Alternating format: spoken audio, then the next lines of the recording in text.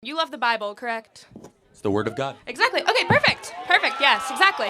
So I'm just here not necessarily to debate, but more to understand your line of reasoning. I want to understand how when you practice and preach religious governance and issues like that, as with your abortion and status on gay marriage, why don't you also support things like free lunches for kids? The Bible over 2,000 times mentions it, helping the needy at every instance, and that if you don't help the needy, you are not doing the Word of God, and He will not help you.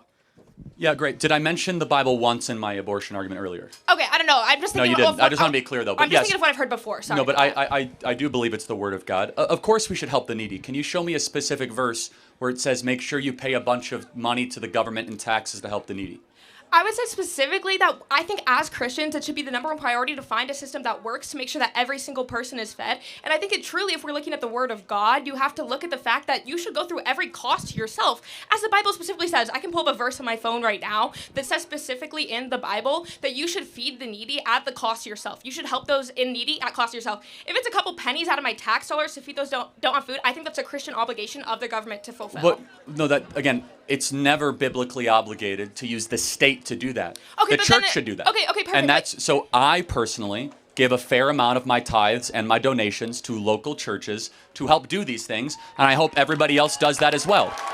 Okay. And in fact, I believe this to the meat of my question. If I could get more to the meat of the question then. So why do you think there should be some policies that should be governed at the state level, but then not other policies when it's sort of governed like this, when it's specifically over 2,000 times in the Bible?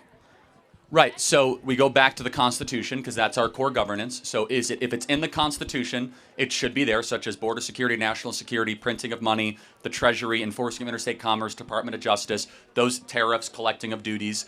However, the government providing food to its citizenry is not in the Constitution, and it should be a last gap effort.